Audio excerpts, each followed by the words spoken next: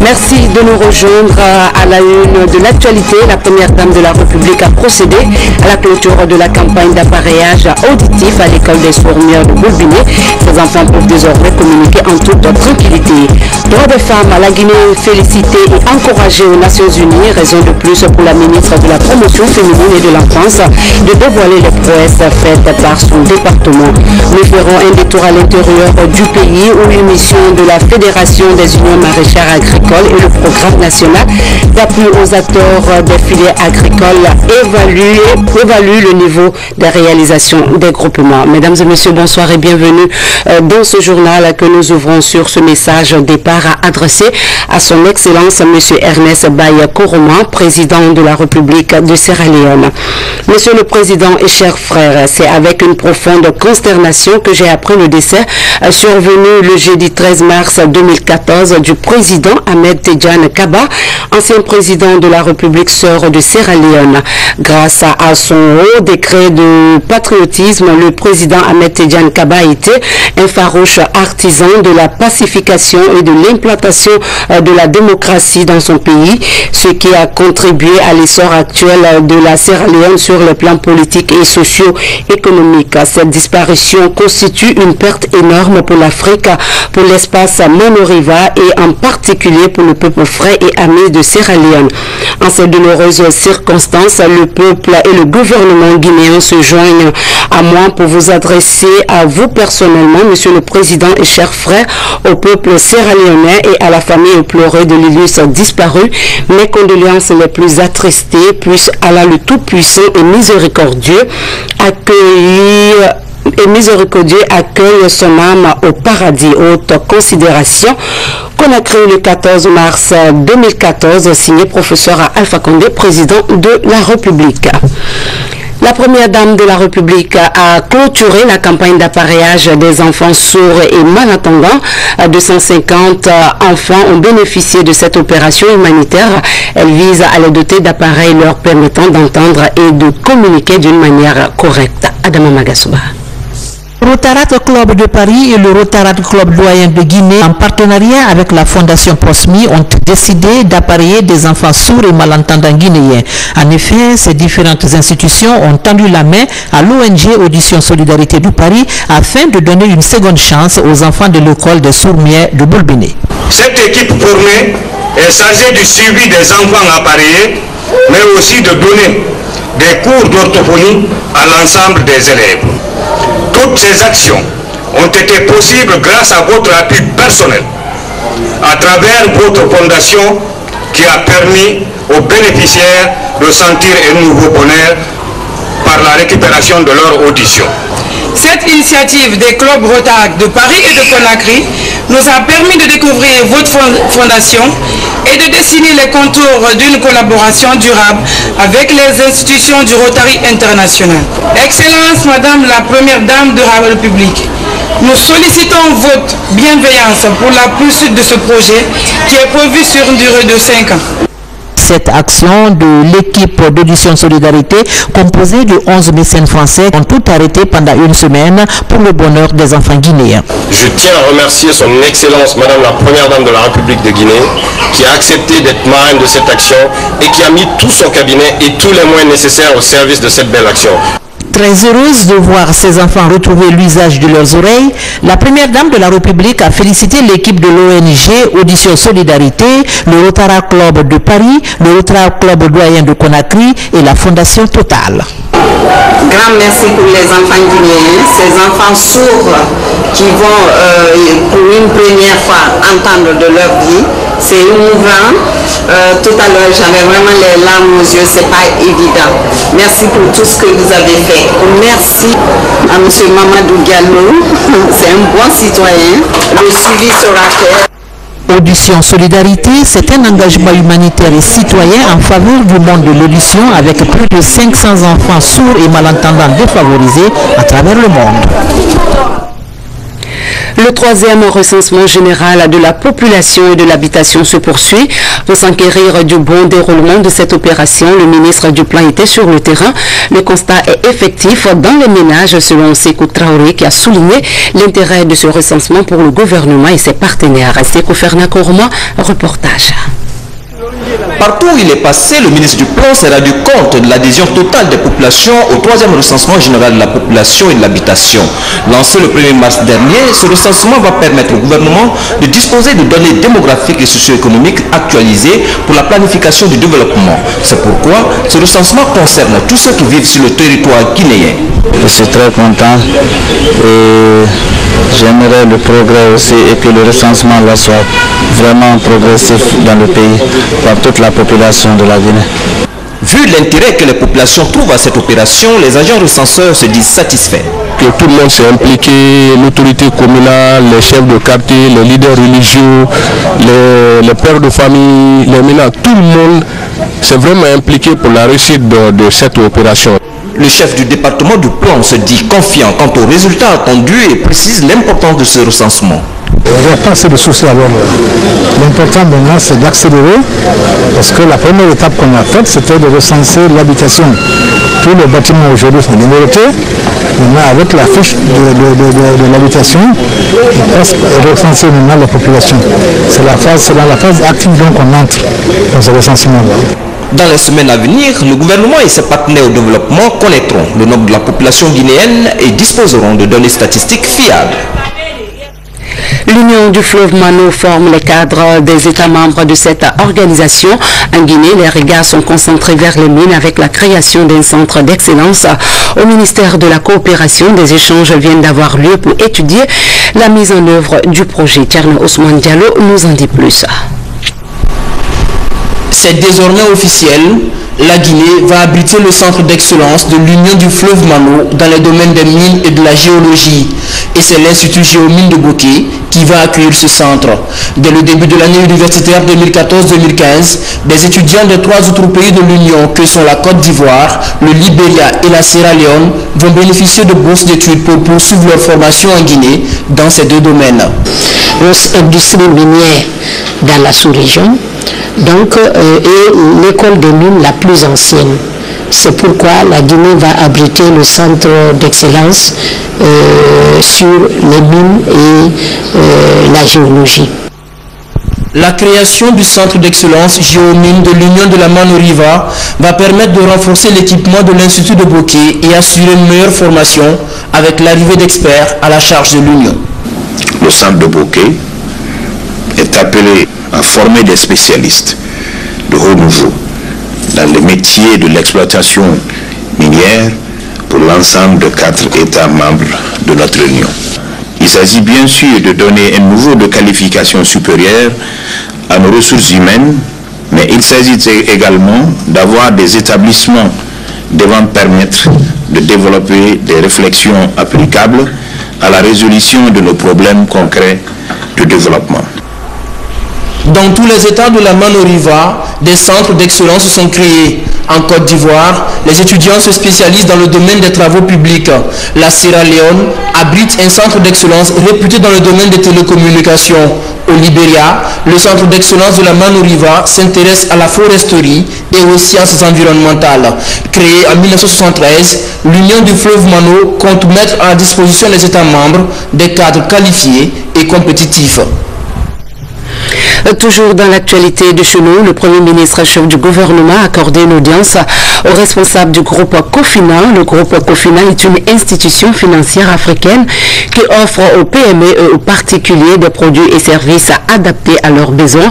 Il s'engage ainsi à accompagner la Guinée dans son développement. Bakary Bamba Kandé. Les membres du groupe de la compagnie financière africaine en abrégé Cofina ont été reçus en audience ce matin par le Premier ministre chef du gouvernement. Objectif, présenter le développement attendu de leur groupe en Guinée et évoquer leur disponibilité à saisir les opportunités dans les différents secteurs du développement. C'est un projet qui couvre aujourd'hui 16 pays en Afrique. C'est une initiative panafricaine que nous ne pouvions pas lancer sans commencer par la Guinée, qui du fait de son potentiel, des fondamentaux économiques aujourd'hui, présente beaucoup de perspectives dans ce secteur. Au cours des entretiens, le Premier ministre chef du gouvernement a largement expliqué au groupe COFINA, en compagnie du groupe Cameroun, les potentialités dont regorge la Guinée dans tous les secteurs porteurs de croissance, notamment dans le secteur minier et touristique. Une occasion que saisira le PDG du groupe Cameroun. Nous avons décidé de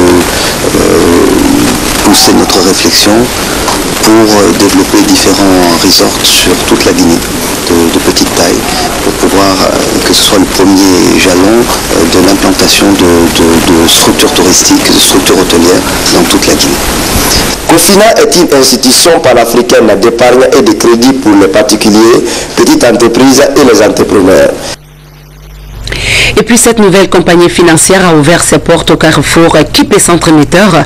Son ambition est d'apporter un appui considérable au secteur informel confronté à un réel déficit d'accès au financement. Makale Souma nous fait le point. La peine des acteurs du secteur informel, PME et PMI, en matière de financement adapté à leurs besoins semble être finie. En tout cas, c'est ce qu'affirment les responsables de la compagnie financière africaine COFINA, désormais présente en Guinée à travers sa première agence située à Kipé, centre émetteur. Les présidents qui sont autour de cette table, dont je vous présente, ont décidé en tout cas de mettre leur expertise et leur expérience au profit de l'Afrique pour contribuer ainsi à son développement et à son évolution. La différence, COFINA Guinée entend la faire dans l'appui et l'accompagnement personnalisé pour lutter contre l'exclusion financière et la pauvreté. C'est une différence des autres, on a une capacité de s'adapter très vite au marché en proposant des produits innovants parce qu'on va voir si nos gens ont besoin, on analyse si nos gens ont besoin et on offre par rapport à ça. Au cours de la conférence de presse qui a précédé l'inauguration de l'agence, d'autres questions ont été abordées. Celle par exemple de la professionnalisation du secteur de la mésofinance pour optimiser le développement des PME, moteur de l'économie locale. Lorsqu'ils sont regroupés en association, on arrive à les financer. Lorsqu'ils veulent avancer de façon individuelle, ils ne trouvent pas oreille favorable. Nous avons dit, dans ce créneau-là, il faut pouvoir leur apporter un accompagnement pour que ceux-là deviennent des grandes entreprises de demain aussi et que le relais soit passé aux grandes banques qui continuent de l'accompagner. Donc c'est une chaîne continue aujourd'hui qui s'est déjà développée et qui a déjà vu son développement aboutir. L'inauguration officielle de la filiale COFINA Guinée a été donc une occasion pour les responsables et les promoteurs de réaffirmer leur engagement en ce qui concerne la satisfaction de leur clientèle, aussi bien en Guinée que dans les 16 pays de l'Afrique subsaharienne francophone où COFINA ambitionne de s'installer très prochainement. Dans l'actualité également, le ministre du Commerce en partenariat avec l'Union européenne et la CEDEAO entend mettre en place une stratégie de pérennisation du Comité national des mesures sanitaires et phytosanitaires. La rencontre s'est tenue à Conakry où en est sorti des échanges fructueux entre experts. Mariam Barry. Durant 10 jours, le comité national SPS et les représentants des institutions partenaires se sont penchés sur la mise en place d'une stratégie de pérennisation des activités de ce comité. À cette occasion, l'effort des autorités guinéennes a été vivement salué.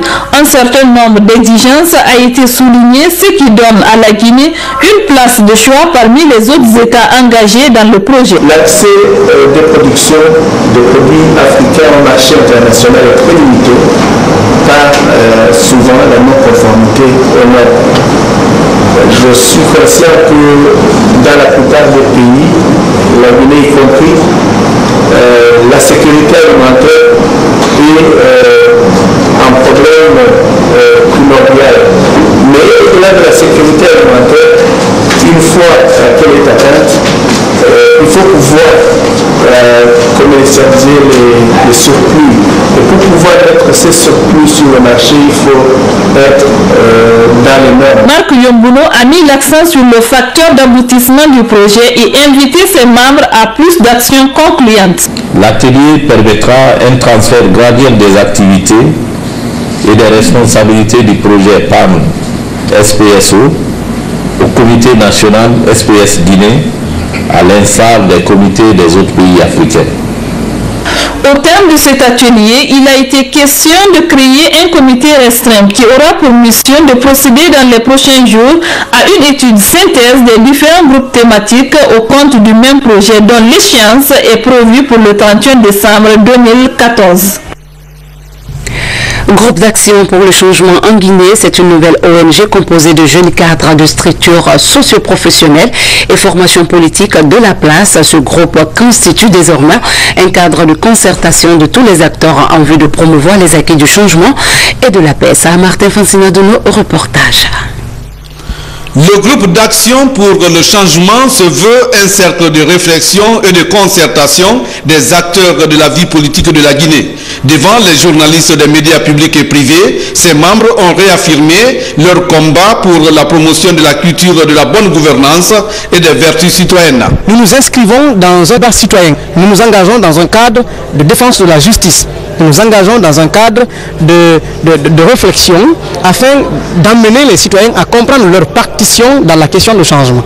Alors, en fait, il est aujourd'hui insensé de penser que c'est l'autre qui doit changer et non soi.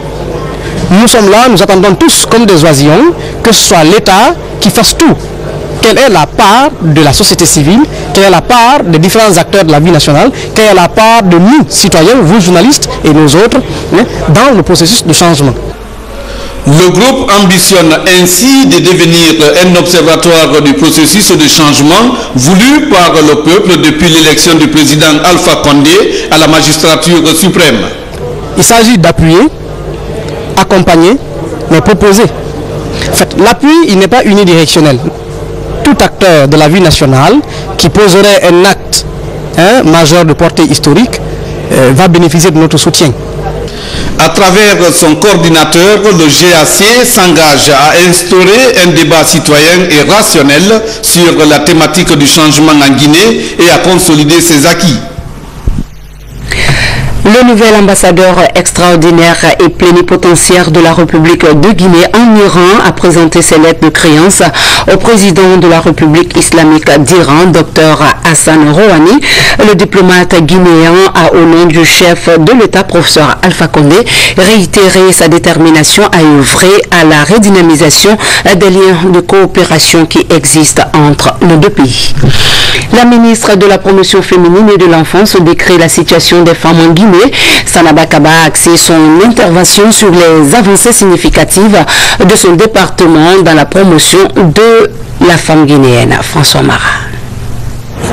La Guinée attire l'attention par sa politique de promotion du genre. À cette 58e session des Nations Unies sur la condition de la femme, la ministre guinéenne de la promotion féminine et de l'enfance a séduit l'assistance en énumérant les actions déjà posées par le gouvernement du professeur Alpha Condé en faveur de l'amélioration de la condition des femmes de Guinée. Dans le domaine de l'éducation primaire universelle, le taux groupe de scolarisation des filles a progressé de 71% en 2008 à 74% en 2012. La mortalité maternelle, quant à elle, est passée de 980 décès pour 100 000 naissances vivantes en 2005 à 724 décès pour 100 000 naissances vivantes en 2012. Les défis et réalisations dans la mise en œuvre des objectifs du millénaire pour le développement sont les thèmes centraux cette année à New York. À la différence de certains pays où les femmes subissent des actes de violence graves, la volonté politique affichée en Guinée pour l'émancipation féminine est saluée. Le projet d'autonomisation de la femme est encouragé. Malgré les petits problèmes, on voit que la Guinée est en train d'avancer. Je le dis parce que c'est en connaissance de cause. Nous avons des programmes en commun, notamment dans le domaine de la scolarisation des filles, depuis la création des centres NAFA. Et jusqu'à ce jour, je vois que vraiment il y a eu un grand pas. Pour les femmes du monde, Cette 58e session offre l'opportunité d'interpeller les dirigeants de la planète. L'enjeu reste l'atteinte des objectifs du millénaire pour le développement avec les femmes. En marge de ces travaux, le combat pour l'autonomisation et l'égalité fait du chemin pour plus de responsabilités chez les femmes. Elles élaborent des plaidoyers en reliant de coalitions ou d'ONG dans un panel auquel participe la coalition des femmes et filles de notre pays à New York. La consolidation de la paix pour une Guinée unie est en débat. Safiat Condé est notre envoyé spécial à Manhattan.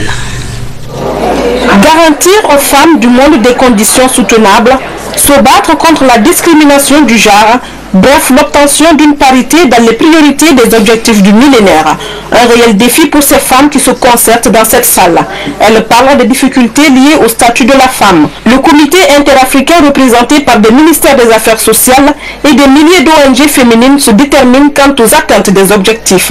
Des objectifs qui doivent donner à la femme tous ses droits légaux. On est là en train de chercher à appuyer la femme dans tout notre continent pour participer, pour être présente dans la réconciliation, pour être présente dans la cohésion sociale. Et qui dit cohésion sociale dit cohésion continentale, et qui dit cohésion continentale dit stabilité continentale. Le rapport mondial des égalités donné lors de cette session révèle que l'égalité entre les sexes est liée au développement du pays. Pour la Guinée, ce rapport est une évidence. Un parcours est déjà fait, mais il y a aussi des obstacles par rapport à l'atteinte des objectifs millénaires.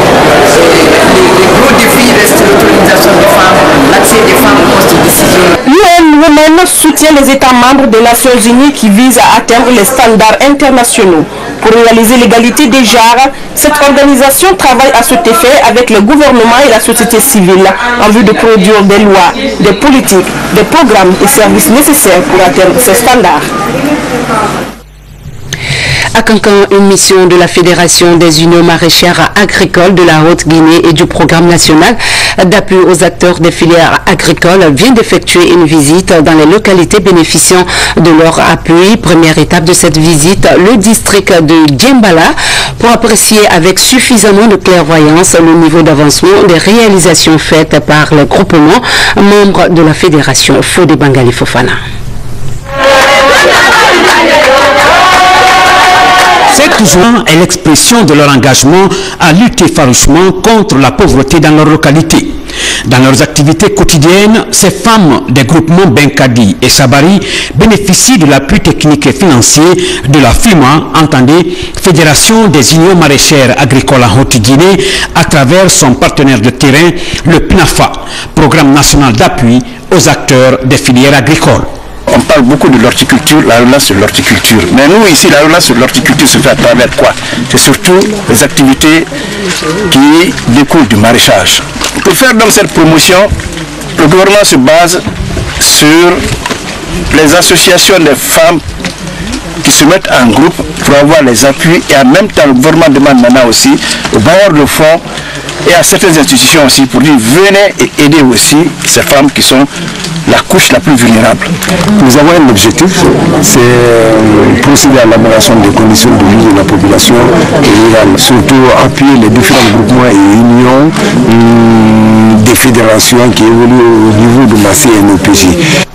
Apprécier le niveau d'avancement des réalisations faites par ces femmes dans leur périmètre maraîcher en vue de s'enquérir des difficultés qu'elles rencontrent dans la mise en œuvre de leurs activités quotidiennes pour apporter des solutions, tel était l'objet de la visite de terrain de cette mission conjointe FUMA-PNAFA. Malgré les appuis de ces organisations professionnelles agricoles et partenaires, ces groupements restent confrontés à beaucoup de problèmes. Non seulement il y a l'insuffisance de l'eau, il y a aussi l'attaque des plants par les insectes. Donc nous sommes sur le périmètre comme ça, on a quand même cultivé l'échalote, l'oignon amélioré, le piment, l'aubergine et puis il y a le gombo aussi. Mais surtout c'est les attaques qui nous fatiguent ici. Grâce à la technique culturelle apportée, ces groupements maraîchers commencent à accroître le rendement de leur culture. Restons encore à l'intérieur du pays, précisément à Dinguiraye, où les éleveurs disposent désormais d'une mini-laiterie. L'objectif est de promouvoir la production du lait ainsi que les autres produits dérivés. Abdoulaye Diallo nous signe ce reportage. À l'image des femmes de Koumbia de la préfecture de Gawal, les productrices de lait de Dingirai ont désormais une unité de transformation et de conservation des produits laitiers. Cette mini-laiterie a une capacité de production de près de 500 litres de lait par jour. Ici, ces femmes font plusieurs produits dérivés du lait de vache, à savoir le lait pasteurisé, le beurre de table, le fromage, le yaourt et autres. Cependant, ces productrices de lait évoquent des difficultés liées notamment à la collecte et au transport du lait vers la mini-laiterie. Malgré cela, elles entendent produire suffisamment pour approvisionner les différents marchés locaux. Toutes ces préoccupations ont été discutées au cours de cette rencontre avec les membres de la plateforme d'innovation. Nous avons discuté surtout avec le comité de gestion qui a été mis en place pour assurer une bonne gestion, en particulier la durabilité de l'activité. Au regard de ces potentialités, la tendance actuelle est d'apporter un changement qualitatif à l'élevage guinéen. Et pour y arriver, il faut améliorer les connaissances des éleveurs et celles des acteurs impliqués dans le secteur, précisent les techniciens.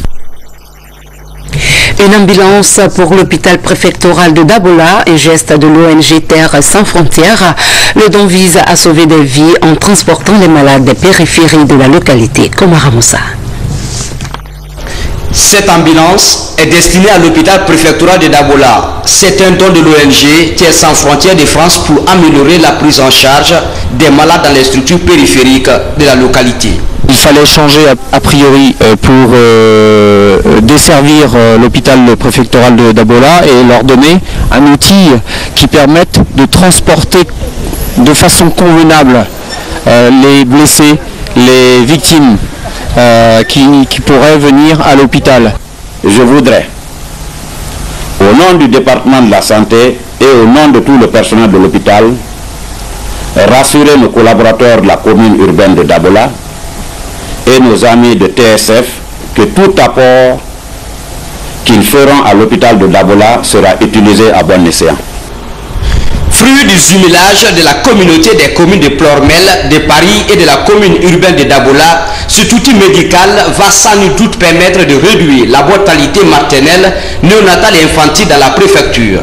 Depuis plus de 10 ans, Dabola n'a cessé de bénéficier des avantages grâce au dynamisme des ressortissants et de l'antenne de l'ONG Terre sans frontières dans cette localité.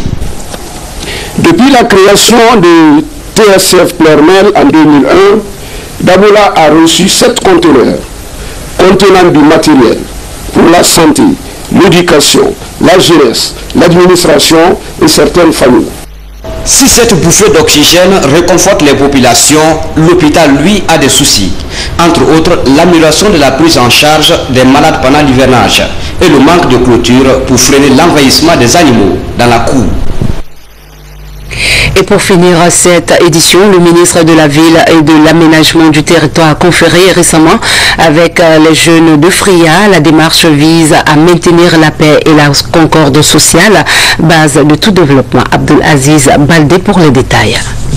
C'est une campagne de sensibilisation à l'initiative des autorités communales de Fria et le gouvernement. Elle vise à apaiser les tensions suite aux récents incidents survenus dans la commune urbaine, faisant un mort et plusieurs blessés.